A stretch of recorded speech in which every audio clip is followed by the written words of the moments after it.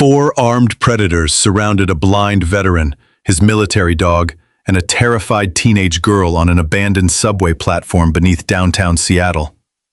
They smiled, certain the darkness had handed them 3 helpless victims. They had no idea the man gripping that leather harness had once hunted insurgents through smoke, gunfire, and total darkness.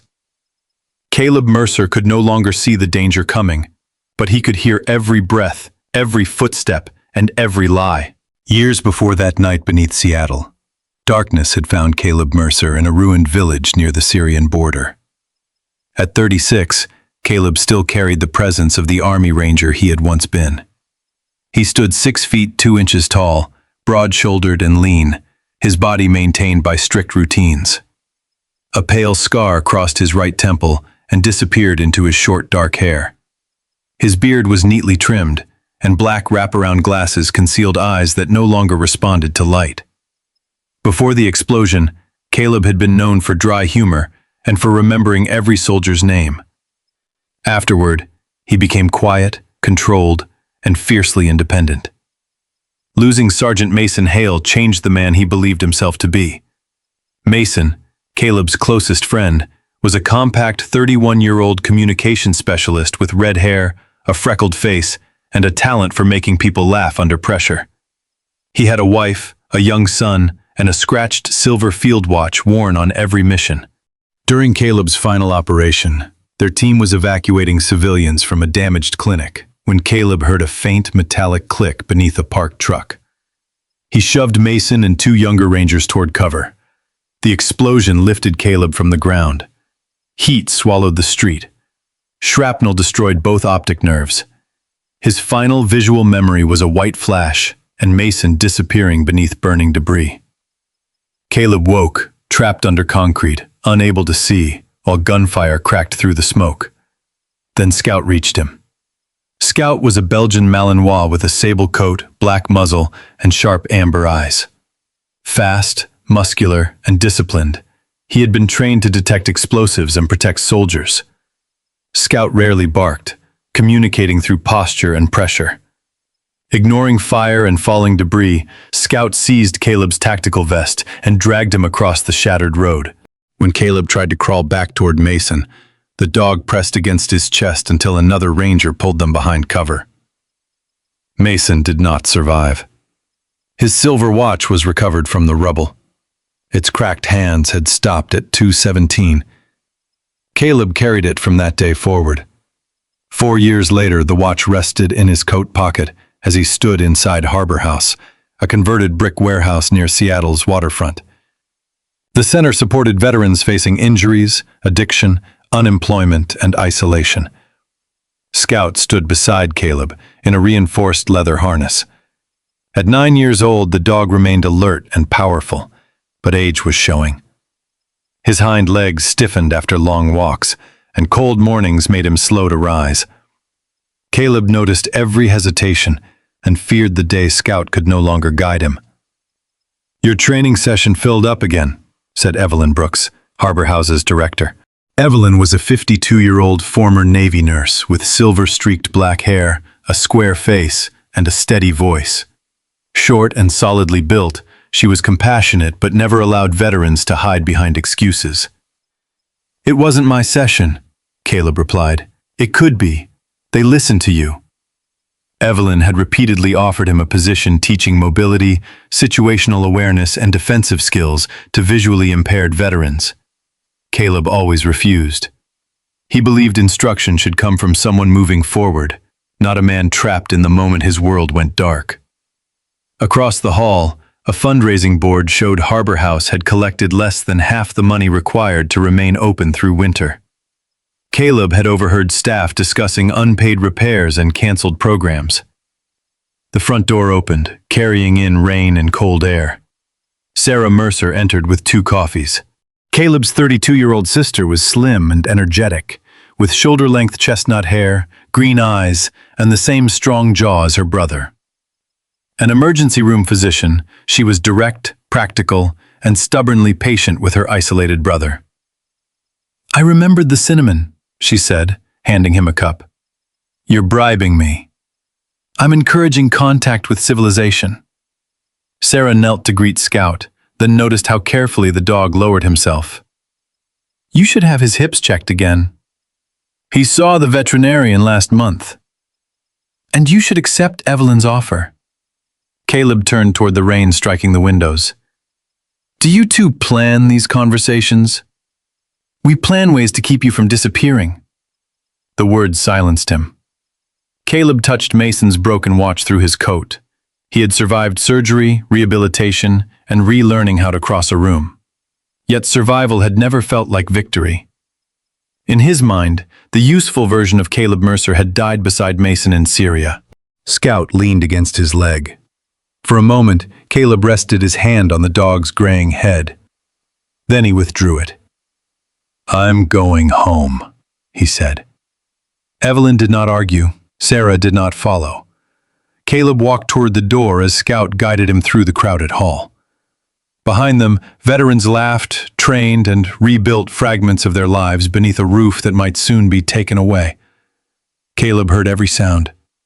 He simply did not believe any of it still belonged to him. Caleb had nearly reached the front doors of Harbor House when a familiar voice called his name from the recreation room. One of the younger veterans wanted advice about navigating crowded public transportation after losing part of his vision. Caleb almost kept walking. Instead, he returned and spent 20 minutes explaining how to separate important sounds from background noise, how to identify open spaces through echoes, and how to trust a mobility aid without surrendering personal judgment. He refused to call the conversation a lesson, although everyone in the room treated it like one. By the time Caleb finally left, the evening had deepened into a violent Pacific Northwest storm. Rain hammered Seattle's streets, poured from rooftops, and rushed along the gutters in silver streams. Scout guided him beneath the awning while Caleb buttoned his dark wool coat. The old field watch in his pocket pressed against his thigh with every step. Sarah had already gone back to the hospital, and Evelyn had offered to arrange a ride, but Caleb declined. The light rail was predictable, and predictability was one of the few things he trusted without reservation. The walk to Pioneer Square Station usually took 12 minutes. That night it took nearly 20. Scout moved carefully around deep puddles, construction barriers, and pedestrians hurrying beneath umbrellas. Caleb noticed the dog's pace was slightly slower than usual. He told himself it was because of the wet pavement, though the stiffness in Scout's hind legs remained in his thoughts. When they reached the station entrance, a recorded announcement warned that electrical problems caused by the storm had delayed several southbound trains. Caleb descended the concrete stairway with one hand on Scout's harness and the other holding his folded white cane. Underground, the air smelled of wet coats, brake dust, old stone, and the faint electrical bitterness of overheated machinery. Water dripped steadily from somewhere beyond the tiled wall. The station was almost empty. A maintenance worker pushed a yellow mop bucket toward the upper concourse, and an exhausted office employee hurried up the opposite stairs. Their footsteps faded until only the rain vibrating through the street grates remained. At the far end of the platform sat Lily Grant. She was 17, small and narrow-shouldered, with pale brown skin, dark curly hair tied into an uneven knot, and large tortoiseshell glasses that kept sliding down her nose. A faded green army jacket hung loosely from her frame, and a canvas backpack covered with film festival pins rested between her shoes. Lily was observant, imaginative, and more stubborn than she realized. She could spend hours studying the way light moved across an ordinary wall, yet she struggled to explain her own emotions without becoming defensive. That weakness had turned an argument with her mother into a decision she already regretted. Dr. Rebecca Grant, Lily's mother, was a 44-year-old cardiologist with a tall, elegant build and carefully arranged black hair. Years of watching patients die from preventable conditions had made her disciplined, cautious, and intensely practical. She loved Lily, but she often expressed that love through plans, deadlines, and warnings. Rebecca wanted her daughter to study medicine because she believed a secure profession could protect Lily from disappointment. Lily wanted to make documentary films about people whose lives were ignored. Their argument had begun over a college application and ended with Rebecca calling filmmaking an unstable hobby. Lily had shouted that her mother cared more about respectable careers than about understanding her own daughter. Then she had grabbed her camera bag and left before either of them could take the words back. Now Lily sat beneath a flickering fluorescent light, filming rainwater crawling down the glass above the tracks. Her phone battery showed 9%. She should have called home, but pride held her thumb away from her mother's number. Instead, she opened the camera and recorded the nearly deserted platform for a school documentary titled "The City After Midnight." She whispered observations into the microphone about empty public spaces, loneliness, and the strange honesty of places people pass through without noticing. The project was supposed to be about urban architecture. Without intending it, Lily was turning it into a film about herself. Caleb heard her before Scout guided him close enough to smell the damp canvas of her backpack. The sound was quiet, one sharp breath, then another, followed by the soft scrape of a sleeve across a face. He recognized someone trying not to cry. Caleb stopped several yards away. He disliked strangers invading his grief and assumed the girl might feel the same. From his coat pocket, he removed a small packet of tissues Sarah always insisted he carry. He held it beneath Scout's nose, then pointed toward the sound. "Take it," he murmured. Scout accepted the packet gently, walked toward Lily, and placed it beside her shoe. Lily lowered her phone in surprise. The dog stood calmly, rainwater still shining on his sable coat, then returned to Caleb without waiting for praise. "Thank you," Lily said, embarrassed by the tremor in her voice. "You're welcome," Caleb replied. He did not ask what was wrong. That restraint made her trust him more than questions would have. Several blocks away, Detective Marcus Reed sat in an unmarked sedan outside a closed convenience store. Marcus was 48, broad through the chest, with deep brown skin, a shaved head, and a narrow gray beard framing a face that rarely revealed surprise. A transit detective for nearly 20 years, he was patient, skeptical, and known for remembering details others dismissed. The unsolved assault of an elderly bus driver 6 months earlier had made his pursuit of a particular robbery crew intensely personal.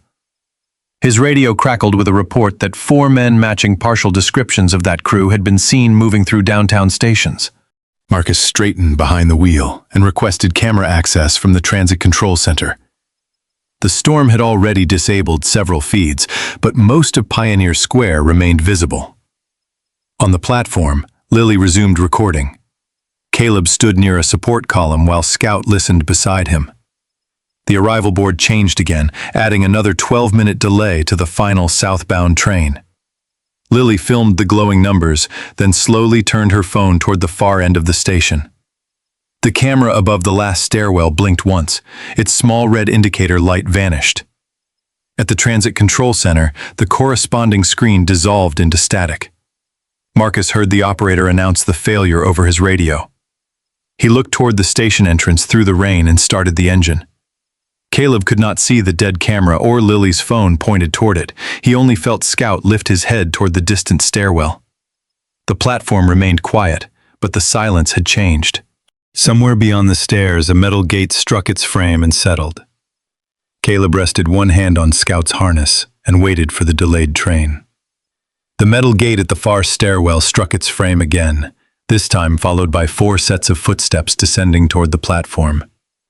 Caleb remained beside the support column, one hand resting lightly on Scout's harness.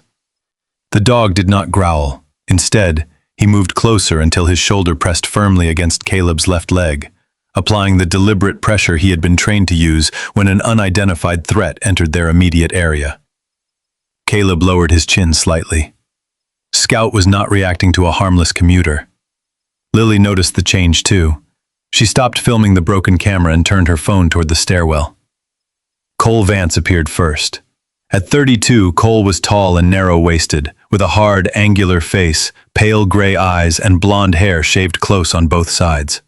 A black serpent tattoo curled from beneath his collar and wrapped around the left side of his neck. He wore an expensive leather jacket over a stained sweatshirt, as though he wanted the appearance of success without the discipline required to achieve it. Cole spoke softly, rarely raised his voice, and allowed other people to mistake calmness for self-control.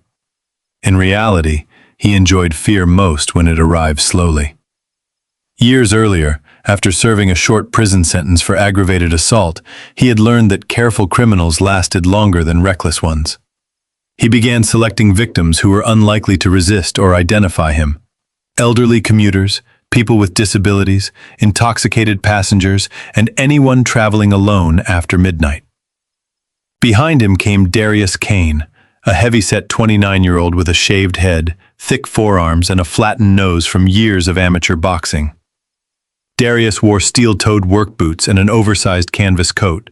He was physically powerful but intellectually lazy, following Cole because intimidation required less effort than honest work. Next was Travis Pike, 24, thin and restless, with acne scars across his cheeks and nervous blue eyes that constantly searched for exits. Travis had grown up moving between foster homes and had developed the habit of tapping his fingers against his thigh whenever he expected trouble.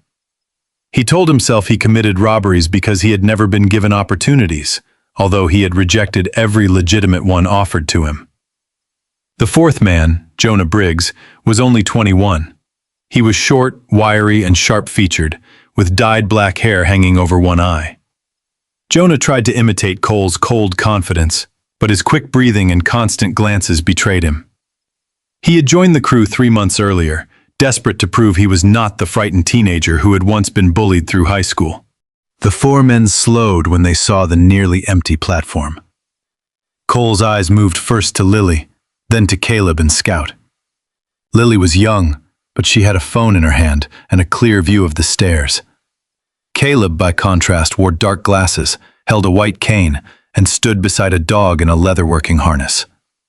Cole's mouth curved into a faint smile. "Storm did us a favor," Darius murmured. Cole did not answer immediately. He studied the dead camera above the stairwell and then glanced toward the arrival board. The final southbound train had been delayed another 10 minutes. There were no transit employees in sight. Lily's attention fixed on the serpent tattoo on Cole's neck. She had seen it before, not in person but in a local news report shared repeatedly by students at her school. 3 weeks earlier, her friend Maya Chen had been attacked while returning home from an evening shift at a neighborhood bakery. Maya was a 17-year-old honors student with straight black hair, a small athletic build, and a warm, generous personality that made her share class notes even with people she barely knew. She had resisted when 2 men tried to take her backpack. They fractured her wrist, broke 2 ribs, and left her unconscious near a station entrance. Before blacking out, Maya remembered a pale man with a snake tattoo watching while others hit her. The police had never released a full photograph, but the description had stayed with Lily. So had the sight of Maya lying in a hospital bed, trying to make jokes while struggling to breathe. Lily lowered her phone before the 4 men could see that she was recording. Her battery displayed 6%. Calling for help might produce a sound or illuminate the screen. Instead, she opened the audio recorder, pressed the red button, and slipped the device halfway into her jacket pocket with the microphone exposed. Then she picked up her backpack and moved toward a closed ticket kiosk near the center of the platform.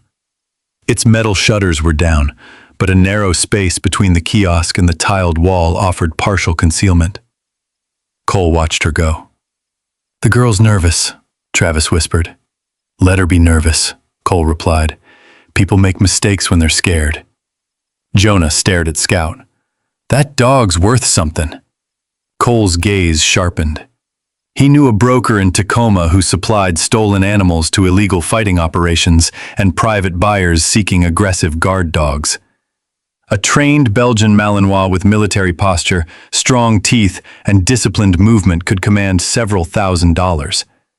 Cole did not care whether Scout would be used for breeding, protection, or blood sport.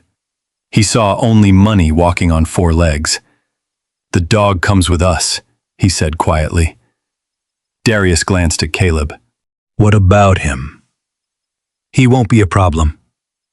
While Cole spoke, Travis drifted toward the rear emergency exit. He moved with exaggerated casualness, pretending to inspect a transit map. The door was designed to open freely from the platform, but someone had previously damaged the latch. Travis pulled a thin strip of metal from his sleeve, forced it between the lock and frame, then twisted until the mechanism jammed. He tested the handle once. It held. Lily saw the movement from behind the kiosk. Her breath caught, but she kept silent. The recording continued inside her pocket, capturing the faint scrape of metal and Cole's low voice.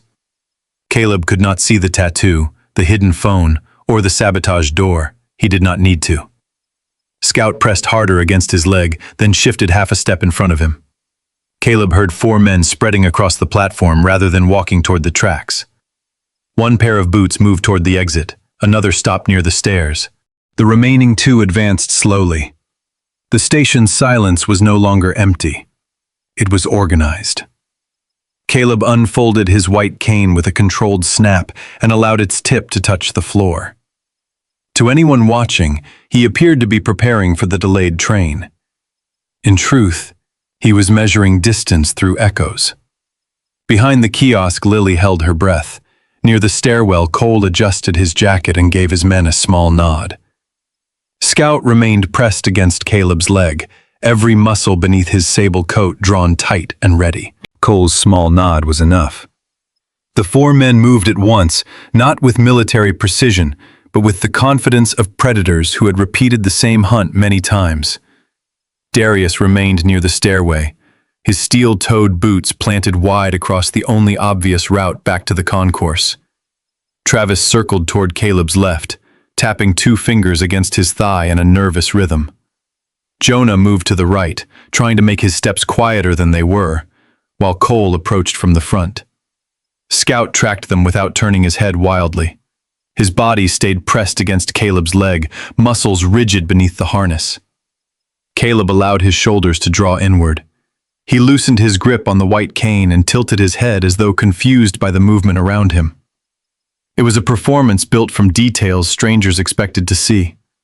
Uncertainty, hesitation, helplessness. Beneath that appearance, his mind was assembling the platform into a precise acoustic map. Cole stopped approximately 6 feet in front of him. The faint creak of leather identified the movement of his jacket. "Late night for a walk," he said. His voice was low and almost friendly, which made the threat beneath it more deliberate. Caleb heard Travis settle 8 feet to the left, his sneaker dragging over a damp patch of concrete. Jonah stood closer on the right, breathing through his nose in short, excited bursts. Darius remained behind Cole and slightly uphill toward the stairs. The large man's boots did not shift. He was not part of the initial intimidation. He was the barricade. "Train's delayed," Caleb said, letting uncertainty enter his voice. "I'm just trying to get home." Cole glanced at Scout. "You can get home after you pay the toll." Caleb forced his breathing to become shallow. "I already paid for my ticket." Jonah laughed too loudly. Travis did not laugh at all. Caleb noticed that distinction. Jonah wanted approval. Travis expected something to go wrong. Behind the shuttered ticket kiosk, Lily lowered herself into a crouch. Her phone battery had fallen to 5%. She ended the audio recording, opened the emergency call screen, and pressed 911 with both thumbs to keep her hands from shaking. The call connected after 2 rings. 911, what is the location of your emergency? The dispatcher was Denise Holloway, a 39-year-old woman with a calm contralto voice and tightly braided hair pulled into a practical bun. Denise had worked emergency communications for 11 years. After losing a younger brother in a highway collision before help could reach him, she had developed a reputation for refusing to abandon weak or incomplete calls. "Pioneer Square Station," Lily whispered. 4 men. They're surrounding a blind man." Static swallowed half the sentence. Denise leaned toward her console. "Caller, repeat the station. Are you in immediate danger?" Lily tried again, barely moving her lips. "Pioneer Square, lower platform. They have us trapped." The signal fractured. Denise heard only square, platform, and trapped. A location trace placed the phone somewhere within Seattle's downtown transit corridor, but interference from the underground structure prevented an exact lock. Cole took another step toward Caleb. "Wallet," he said. "Phone. Watch." The last word changed something in Caleb's posture so slightly that no one but Scout noticed. The cracked Silverfield watch in his coat pocket had belonged to Mason. Money could be replaced. Identification could be canceled. The watch carried the final surviving weight of a dead friend's wrist. Caleb pushed the emotion down before it reached his face. "Please," he said quietly. "The watch isn't valuable." Cole smiled. "Then you won't mind giving it up." Jonah moved closer to Scout. "And the dog." Caleb turned his face toward the voice. "He's a service animal." "He's property," Cole replied. "Tonight, he's ours." Scout's chest expanded beneath the harness, but Caleb held the leather handle firmly. He needed the men talking. Every sentence revealed distance, confidence, and intention. A sharp metallic click came from Caleb's left. It was brief but unmistakable, a folding blade locking into position. Travis had drawn a knife, though his tapping fingers stopped immediately afterward. Caleb estimated a blade between 3 and 4 inches from the compact sound of the mechanism. Travis was now 6 feet away, slightly behind Caleb's left shoulder. Jonah remained unarmed on the right. Cole's hands were probably empty, but his voice placed him inside lunging distance. Darius still guarded the stairs. 4 men, 1 blade confirmed, 1 controlled leader, 1 nervous follower, 1 overeager recruit, 1 heavy obstacle blocking the exit. Caleb lowered the tip of his cane and touched the floor once. The echo returned from the kiosk, the support columns, and the open track bed. Lily was still hidden. That mattered more than escape. Lily ended the broken emergency call before the screen could light up again. She changed to video mode and raised the phone just above the edge of the kiosk. The image shook at first. Then she braced her wrist against the metal shutter. Cole's face appeared in profile beneath the fluorescent light, and the serpent tattoo showed clearly above his collar. She slowly angled the camera toward Travis, capturing the knife held low against his leg. The microphone recorded Cole demanding Caleb's watch and Scout. Lily knew the footage might be the only evidence connecting these men to Maya's assault. Her fear did not disappear, but it gained direction. Across the platform, mounted beside a transit information panel, was a red emergency alarm box. Reaching it would require leaving the shelter of the kiosk and crossing nearly 20 feet of exposed floor. Several blocks away, Marcus Reed's radio transmitted Denise Holloway's incomplete emergency report. "Possible robbery in progress at an underground station in the downtown corridor. Caller mentioned a lower platform, 4 male suspects, and a visually impaired victim. Exact location unconfirmed." Marcus tightened his grip on the steering wheel. Pioneer Square was one possibility, but 3 nearby stations had lower boarding areas, and the storm had disrupted location services across the network. He requested access to every functioning camera in the corridor. One station showed commuters waiting normally. Another appeared empty. Pioneer Square displayed multiple working feeds, but the camera covering the far end of the southbound platform remained dead. Marcus stared at the black square on his dashboard monitor. A failed camera did not prove anything. Still, experience had taught him that criminals often created darkness before entering it. He accelerated toward Pioneer Square, but ordered units to divide between the surrounding stations. On the platform, Cole extended one open hand.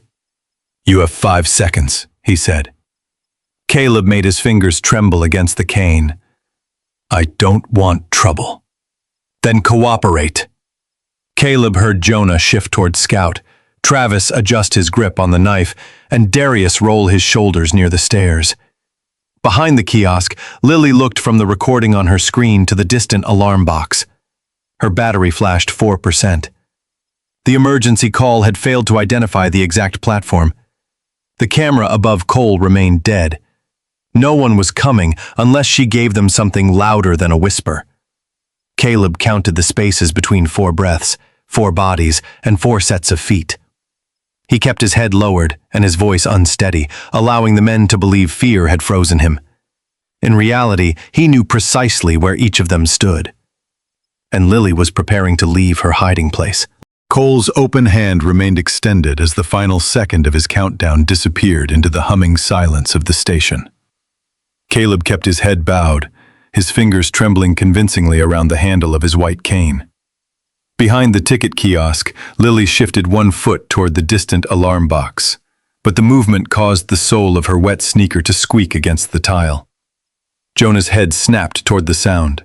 He saw the edge of her green jacket and moved away from Caleb, eager to drag the frightened girl into the open. At the same moment, Travis rushed forward from the left and reached for Caleb's cane, while Darius stepped away from the stairway and grabbed at Scout's harness. Cole had expected confusion. Instead, Caleb's entire posture changed. His shoulders squared, his breathing became slow, and the helpless uncertainty vanished from his face. He released the cane before Travis could seize it. The aluminum shaft struck the floor with a sharp metallic crack. "Scout, guard," Caleb commanded. The Belgian Malinois moved instantly, not toward the nearest attacker, but toward the greatest immediate danger. Jonah was less than 10 feet from Lily's hiding place and accelerating. Scout crossed the distance like a released spring, slammed his chest into Jonah's hip, and drove him sideways onto the wet platform. Jonah cried out as his shoulder hit the concrete. Scout caught the thick sleeve of his jacket between his teeth and pinned the fabric against the floor, applying enough pressure to immobilize him without tearing skin. His jaws never closed on Jonah's arm. His training remained exact, even in chaos.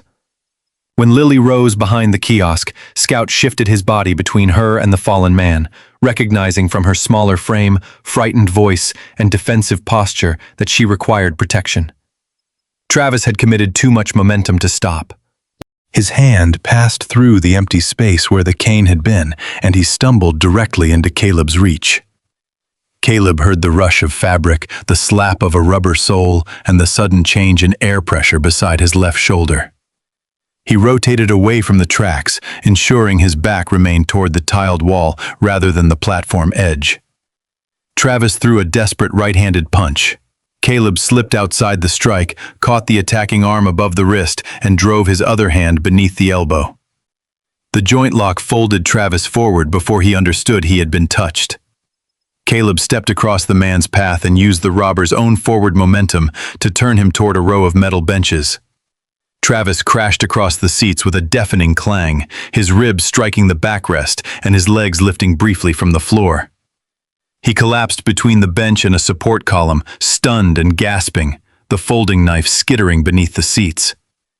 Caleb did not pursue him.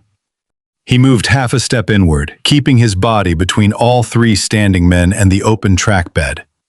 The electrified rails were only several feet away. He could have thrown Travis toward them. He had deliberately chosen not to. "Stay down," Caleb said. His voice was no longer uncertain. It carried the clipped authority of a man accustomed to being obeyed when hesitation could cost lives. Darius roared and charged from behind. He had abandoned Scout's harness when the dog moved, but now he believed Caleb's attention was fixed on Travis. At nearly twice Travis's weight, Darius relied on mass rather than technique. His boots hammered against the floor, and his canvas coat scraped loudly as his arms opened for a crushing tackle. Caleb heard the coat before the footsteps reached him. He pivoted toward the sound, lowered his center of gravity, and let Darius enter his space. The larger man's forearm brushed Caleb's shoulder. Caleb struck once with the heel of his palm just below Darius's sternum, disrupting his breath, then hooked one foot behind the attacker's ankle and redirected his upper body toward a support pillar. Darius tried to recover, but his own weight worked against him. He slammed shoulder first into the column and dropped to one knee. Before he could rise, Caleb delivered a short, precise strike to the side of his jaw. Darius collapsed onto the safe side of the platform, away from the tracks. For several seconds, only the rain above, Jonah's frightened breathing, and Travis's groans disturbed the station. Lily's hands shook so violently that the video blurred. Her first instinct was to run for the stairs, But she saw Darius had left the route open only temporarily, and knew Cole could still chase her. More importantly, her phone was recording everything. Scout's controlled takedown, Caleb's deliberate movements, the knife under the bench, and the faces of the men who had attacked Maya. Lily braced the phone against the kiosk and continued filming. She forced herself to speak in a whisper for the microphone. Pioneer Square, southbound platform, 4 attackers, 1 knife. Her battery showed 3%. She turned the camera toward the emergency box across the platform, fixing its location in her mind, then returned it to the confrontation. Cole had not moved. He stood several yards from Caleb, watching Jonah pinned by Scout, Travis twisted beneath the benches, and Darius lying motionless beside the pillar. The entire exchange had lasted less than 10 seconds. Cole's expression hardened, but behind the anger was recognition. Caleb had not fought like a civilian defending himself in panic. He had controlled distance, protected the girl, avoided the track edge, identified the armed attacker first, and used only enough force to stop each threat. Those were not habits learned in a neighborhood gym. They were the instincts of someone trained to make decisions under fire. Military, Cole said quietly. Caleb turned his face toward the sound. You should leave, he replied. Cole glanced toward the blocked emergency exit, then at the main stairway beyond Caleb. Retreat was still possible, but humiliation burned hotter than caution. His men had watched him promise an easy robbery. Now 2 were down. 1 was trapped beneath a dog, and the blind man had barely raised his breathing. Cole could not accept what withdrawal would mean. Scout released Jonah's sleeve only long enough to reposition, planting himself between Lily and the remaining threat. Jonah stayed flat against the floor, too terrified to test the dog's restraint. Lily kept recording. Caleb stood balanced in the center of the platform, carefully maintaining a line that prevented Cole from reaching either Lily or the tracks. His white cane lay behind him, but he no longer needed it to understand the space. Every cough, scrape, and frightened breath gave him the shape of the battlefield. Cole slowly removed his leather jacket and let it fall to the floor. You think this is over? He asked. Caleb listened to the change in his stance and the anger tightening his voice. It should be. But Cole did not retreat. Cole let his leather jacket fall beside his shoes and stepped backward, as if he were reconsidering the fight. Caleb heard the shift in his breathing and knew immediately that the movement was deceptive. Men preparing to retreat widened distance and turned toward an exit. Cole stayed square to him. One hand brushed against his waistband, followed by the dry scrape of metal against fabric. Then came a sharper sound, a fixed blade sliding free from a narrow sheath. Caleb angled his body toward the noise. Cole had abandoned the performance of control. His breathing was quicker now, and the calm rhythm of his voice had begun to fracture. Call the dog off, he ordered. Scout remained between Lily and Jonah, his amber eyes fixed on every movement. Caleb did not respond. Cole crossed the platform in 3 fast steps. Lily tried to retreat behind the ticket kiosk, but he caught the back of her green jacket and dragged her against his chest. Her phone slipped from her hand, struck the floor, and continued recording from beneath the edge of the kiosk. Cole wrapped one arm across her shoulders and raised the knife against the side of her neck. The blade did not touch skin, but Lily felt its cold presence through the loose curls near her jaw. Tell him to lie down, Cole said. His voice rose at the final word. Do it now, or she gets cut. Caleb turned toward Lily's shallow breathing. Cole stood behind her, slightly to the left. His knife hand was elevated near her right shoulder, and his weight shifted unevenly between his feet. The man wanted to sound decisive, but Caleb heard the truth in the tremor beneath each sentence. Cole was no longer directing the situation. He was reacting to it. Scout, down, Caleb said. Scout lowered himself to the tile, but his eyes never left Cole. Jonah remained on the ground several feet away, too frightened to move while the dog watched him. Travis groaned beside the benches. Darius was beginning to stir near the pillar. Kick the cane away, Cole told Lily. She did not move.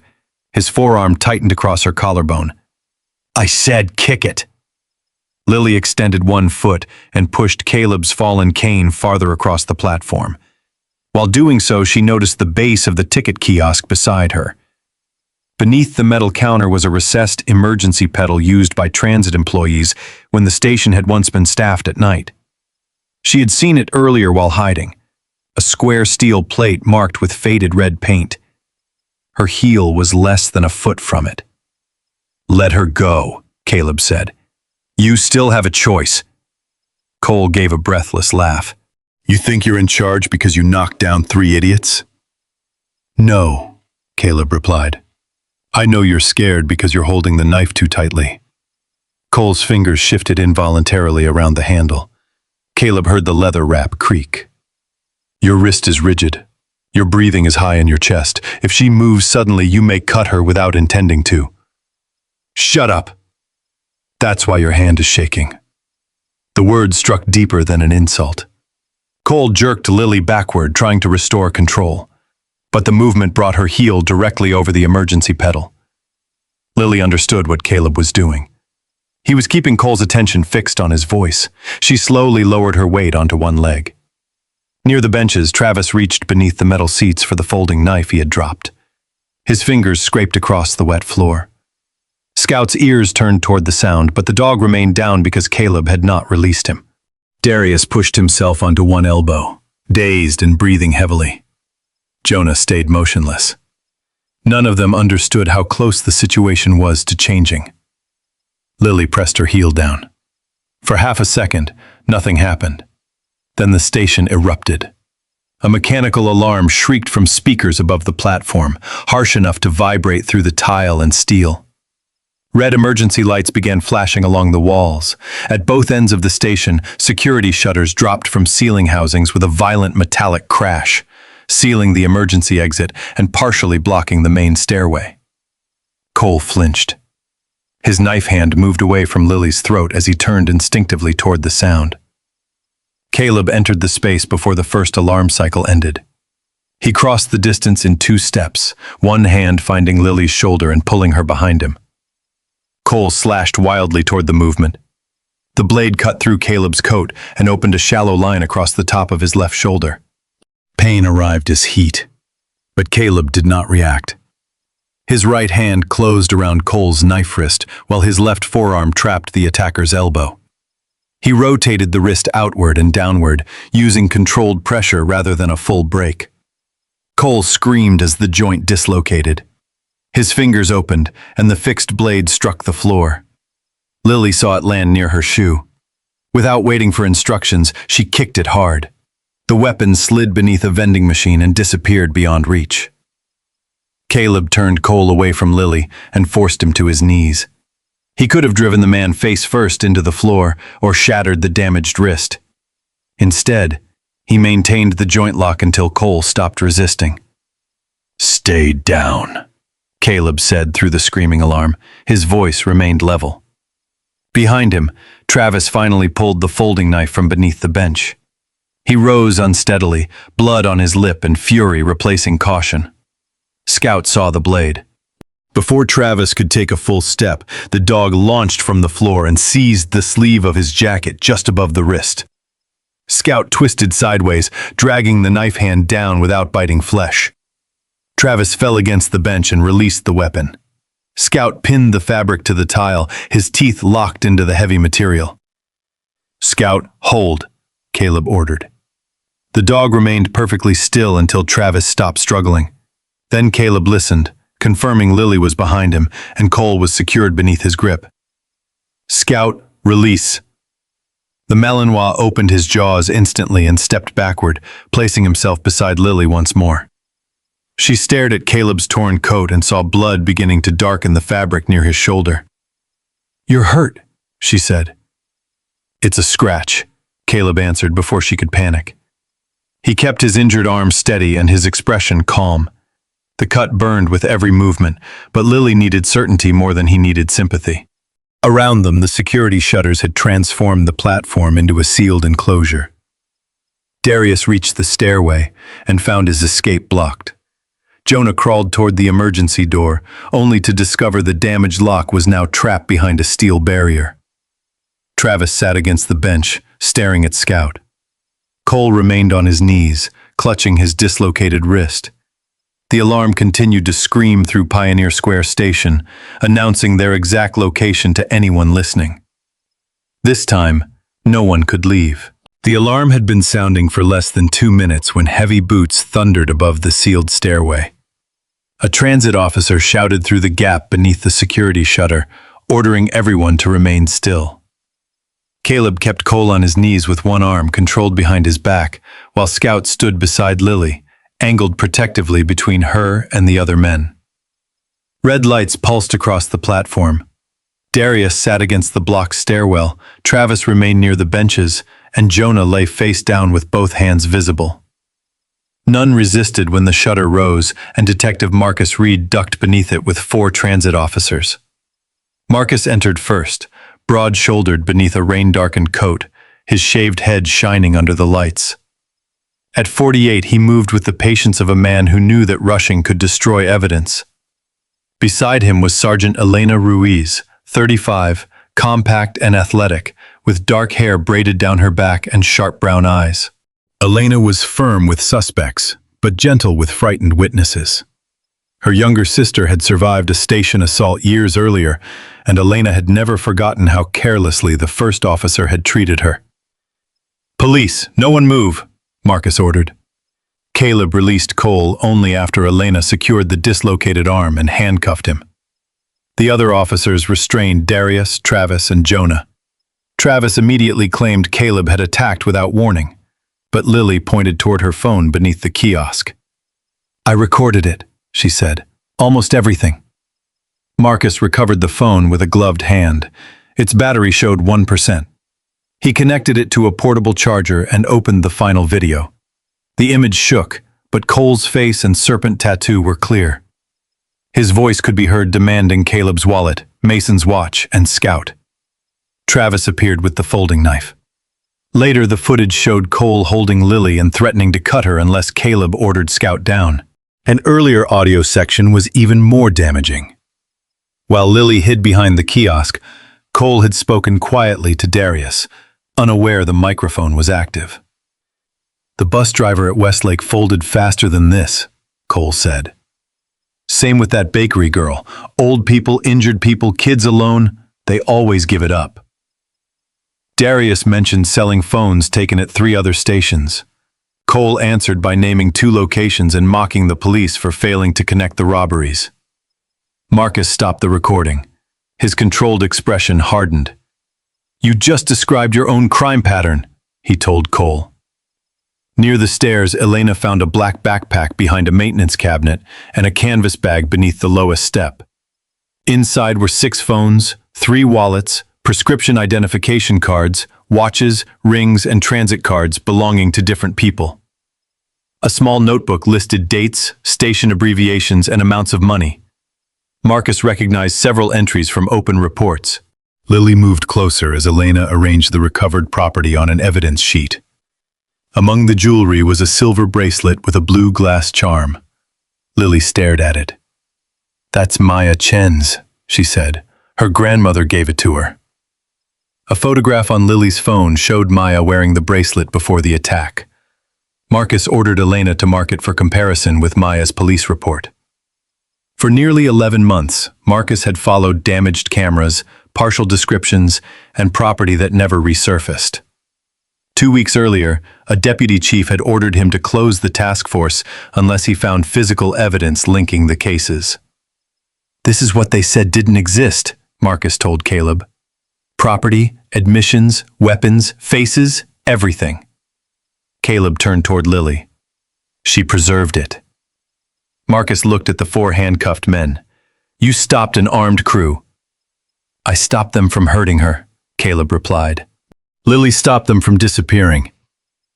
A paramedic named Noah Bennett approached with a medical bag. Noah was 28, tall and soft-spoken, with sandy hair, tired blue eyes, and the calming manner of someone who preferred reassurance to authority. He cleaned Caleb's shoulder and confirmed the cut was shallow. Then he examined Scout's ribs, paws, and hind legs. "No injuries," Noah said. "He's completely fine." Only then did Caleb's grip relax on the harness. Using a police charger, Lily called her mother. When Rebecca answered, Lily managed, "Mom, I'm sorry," before breaking down. Rebecca arrived minutes later in a hospital coat over blue scrubs, rain soaking her dark hair. She crossed the platform and pulled Lily into her arms. Lily apologized for leaving. Rebecca admitted that fear had made her confuse protection with control. As officers led Cole and his crew toward the stairs, Marcus remained beside Caleb and Lily. The case that had nearly been buried was now secured in evidence bags, handcuffs, and one nearly dead phone. Caleb refused every word of praise. "The hero," he said, turning toward Lily's breathing, "is the person who was afraid and acted anyway." 3 months after the attack at Pioneer Square Station, the Seattle Police Department released selected portions of Lily Grant's video after prosecutors confirmed that doing so would not compromise the case. The footage spread across local news stations within hours. Viewers saw Cole Vance threaten a blind veteran, demand his watch, and attempt to steal Scout before taking a teenage girl hostage. They also saw Caleb Mercer move with restraint rather than rage, keeping every attacker away from the tracks and using only enough force to stop them. The story traveled far beyond Seattle. Donations began arriving at Harbor House from veterans, transit workers, dog handlers, nurses, teachers, and strangers who had never visited Washington. Some gave hundreds of dollars. Others sent $5 with handwritten messages thanking Caleb for reminding them that disability did not mean helplessness. Within 2 weeks, Harbor House had raised enough money to remain open through the winter, repair its leaking roof, restore 2 canceled counseling programs, and renovate an unused storage room into a training facility. Evelyn Brooks stood in the center of that room on the morning construction began, her silver-streaked hair tied beneath a paper cap and tears gathering in eyes she usually kept disciplined. She placed Caleb's hand against the new wooden doorframe and told him the room was his whenever he was ready. This time, Caleb did not refuse. The court proceedings ended before spring. Cole Vance received a long prison sentence for armed robbery, kidnapping, assault with a deadly weapon, conspiracy, and offenses connected to earlier attacks. Darius Kane, Travis Pike, and Jonah Briggs also received substantial sentences after the recovered notebook, stolen property, station records, and Lily's recordings connected them to nearly a year of crimes. Marcus Reed personally attended the property return sessions. One by one, elderly commuters, injured workers, and frightened families entered a police conference room to reclaim watches, identification cards, rings, and phones. Marcus remained formal, but every returned object carried quiet meaning for him. The case his superiors had nearly ordered him to abandon had finally ended with victims receiving more than an apology. Maya Chen came with Lily to collect the silver bracelet bearing the blue glass charm. Maya still moved carefully because one wrist had not fully regained its strength. She remained small and athletic, with straight black hair cut to her shoulders and a warmth that survived what had happened to her. When Marcus placed the bracelet in her palm, Maya closed her fingers around it and cried without embarrassment. Lily stood beside her, holding a camera but choosing not to film that moment. Some memories, she had learned, belonged first to the people who survived them. Lily's documentary changed direction after the station attack. Instead of finishing The City After Midnight as a study of abandoned urban spaces, she created a film about Harbor House and the invisible battles veterans fought after returning home. She interviewed Evelyn about keeping the center alive, Sarah about the medical realities of trauma, Marcus about crimes against vulnerable passengers, and several veterans rebuilding lives after injury. Caleb agreed to speak only after Lily promised the documentary would not portray him as a flawless hero. He talked about guilt, isolation, Scout's aging body, and the belief that usefulness had ended with his military career. Rebecca Grant attended every editing session she could, often arriving directly from the hospital in blue scrubs. She stopped trying to convert Lily's ambition into a safer profession and instead helped her research film schools, scholarships, and ethical documentary practices. Their relationship did not become perfect overnight, but they learned to disagree without treating love as a weapon. When Lily's film premiered at a small Seattle theater, Maya sat in the front row wearing her recovered bracelet. Sarah sat beside Caleb, quietly describing the audience's reactions when he asked. At the end, the crowd rose in a standing ovation. Lily later received a full scholarship from a regional arts foundation, impressed by both her filmmaking and her courage under pressure. Caleb's life changed more slowly.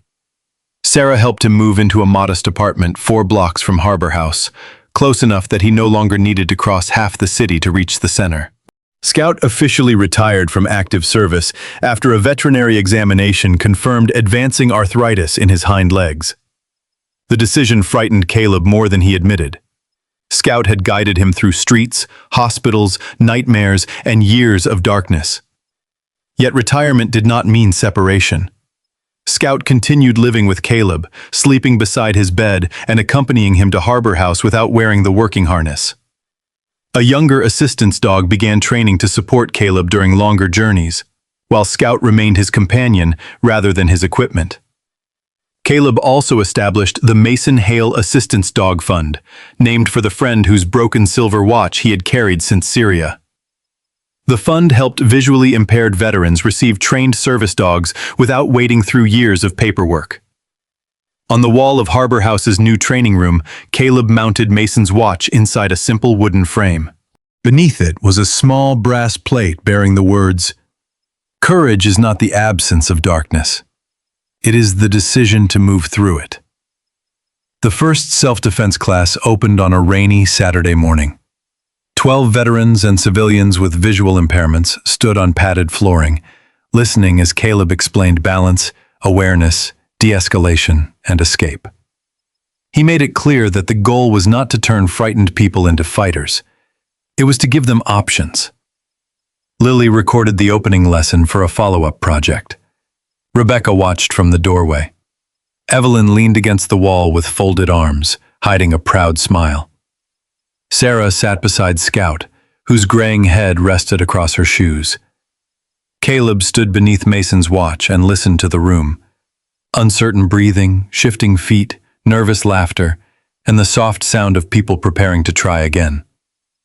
For years he had believed his purpose had died in Syria. He finally understood that it had only changed form. He was no longer leading soldiers through hostile streets.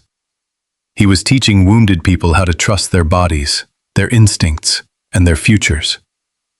Caleb placed his cane beside the wall and faced the class. "Let's begin," he said. Scout lifted his head at the sound of his voice, and the room moved forward with him.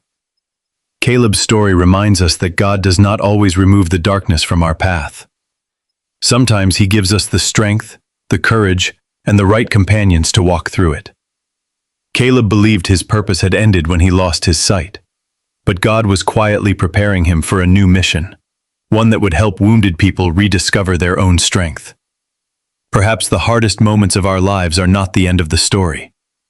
Perhaps they are the place where a greater purpose begins. What do you think?